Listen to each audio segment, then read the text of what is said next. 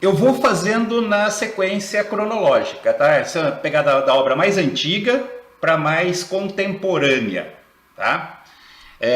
Sobrevivendo no Inferno Maravilhoso, Falência. Então a gente começa com Sonetos de Camões. A obra mais antiga da lista é do classicismo, né, que é o Sonetos de Camões. Aliás, é também a obra mais antiga na lista. Esse é o último ano. Você já sabe que o ano que vem muda, né? Esse ano manteve a mesma lista do ano passado por causa do Niket. Eu também adoro o Niket, aliás.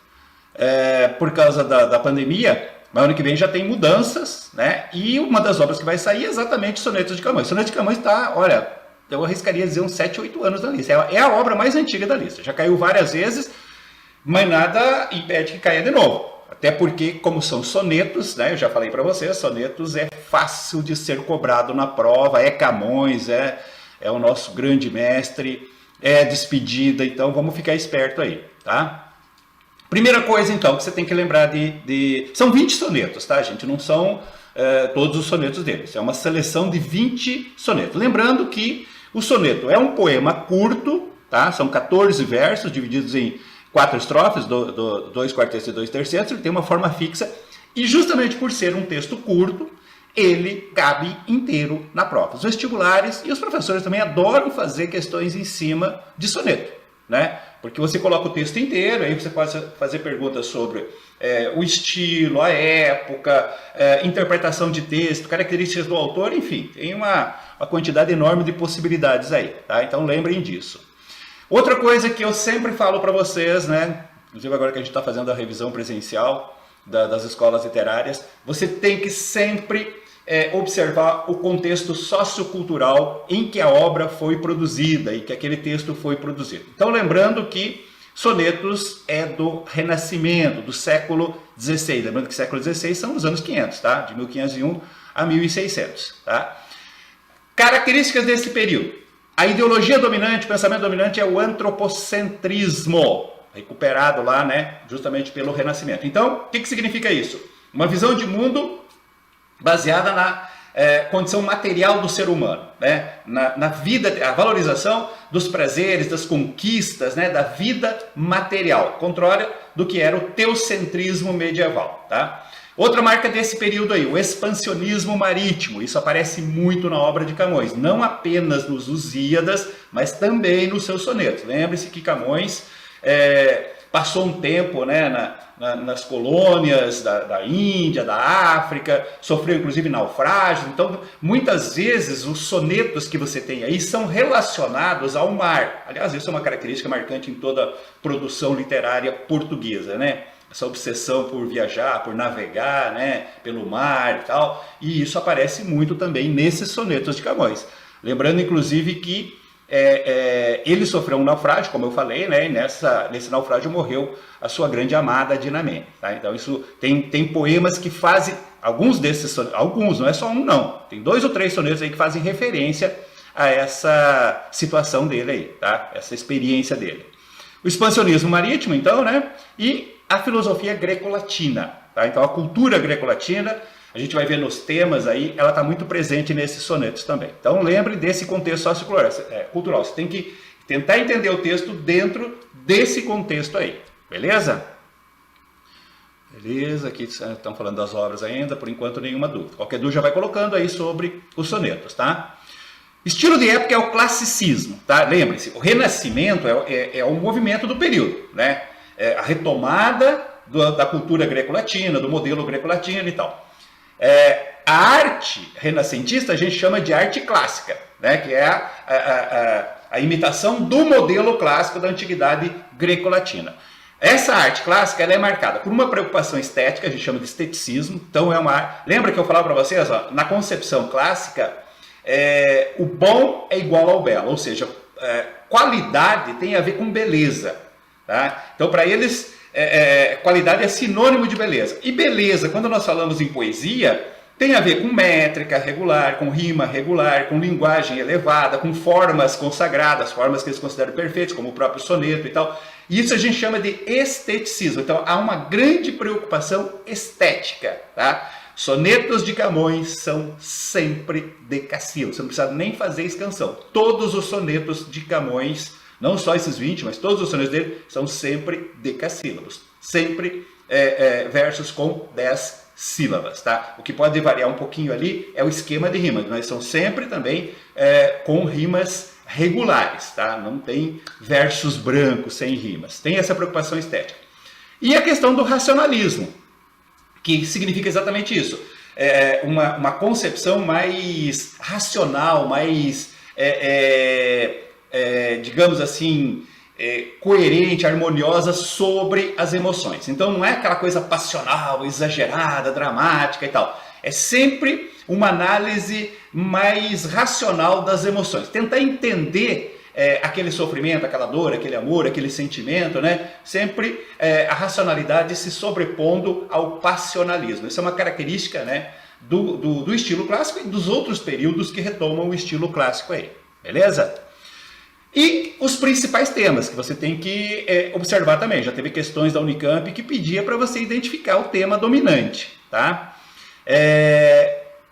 São basicamente 4 temas que nós temos aí como principais, né, ao longo dos 20 poemas aí. O neoplatonismo, também chamado ideal de perfeição, né? Neoplatonismo, uma retomada da filosofia platônica, que é aquela filosofia, né, de que a perfeição existe no campo das ideias, no mundo das ideias, né, naquilo que é imaginado e tal. Então, esse ideal de perfeição, essa coisa de buscar a perfeição em todos os aspectos, né, na imagem feminina, na concepção de mundo, né, de comportamento e tal, baseado no conceito platônico, tá? De que o homem vive no mundo material, com suas imperfeições, mas ele almeja a ascensão, né, ao mundo espiritual, não no sentido religioso, né, mas no mundo que não é material, e ali ele consegue, então, encontrar a perfeição. Então, a perfeição está sempre no campo das ideias, da imaginação, da idealização. Daí a expressão,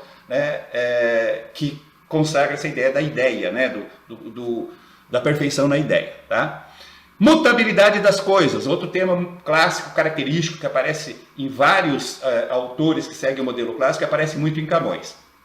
Na concepção clássica, nada é estático, nada é permanente. Tudo está em constante transformação, tá? Tudo está em constante mudança. E o fator responsável por essa mudança é o passar do tempo. Então, tanto faz você falar mutabilidade das coisas ou passar do tempo, é o mesmo tempo. O tema dessa coisa de que tudo está mudando constantemente. A maneira como as coisas são hoje é diferente de como eram ontem e são diferentes de como será amanhã. Essa é a ideia básica, tem muito isso nesses 20 poemas também. O desconcerto do mundo ou desacerto do mundo. Isso aí é quando o poeta olha para o mundo e percebe que aquilo que se imagina como certo, como correto, como ideal, não se concretiza na prática, né? Então você tem uma concepção, né, de como seria o mundo ideal e quando você observa ele está cheio de imperfeições, né, de coisas desencontradas, desacertadas. Isso é chamado de desacerto do mundo. E claro, o tema principal, né, não só de Camões, mas de qualquer poeta, o amor. Aqui é importante você entender o seguinte, ó. O amor pode aparecer em Camões, tanto na concepção física, então tem aquela visão do amor como uma coisa caliente, como uma atração, como um desejo forte, né?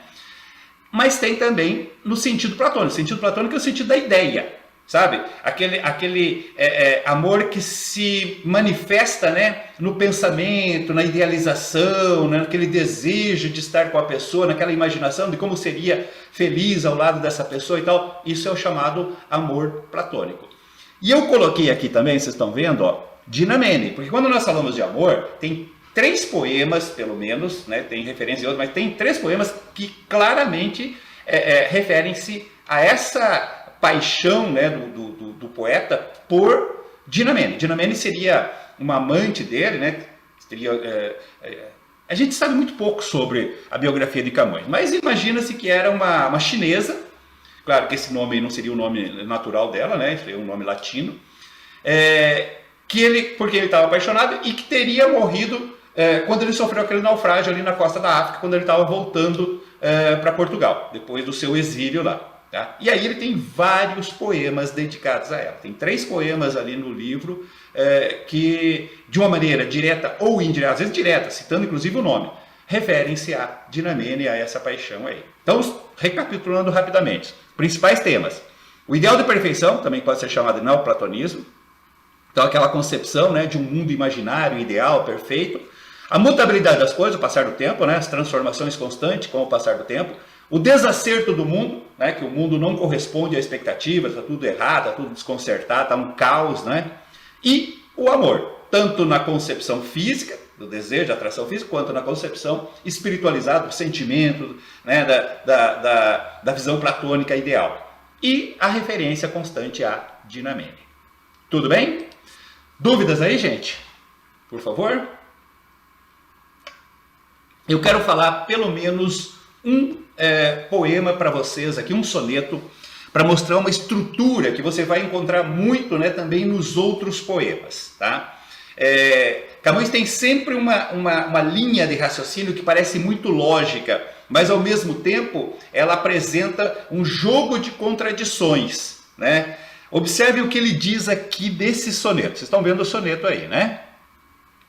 Olha este soneto, olha o que ele diz. Ó.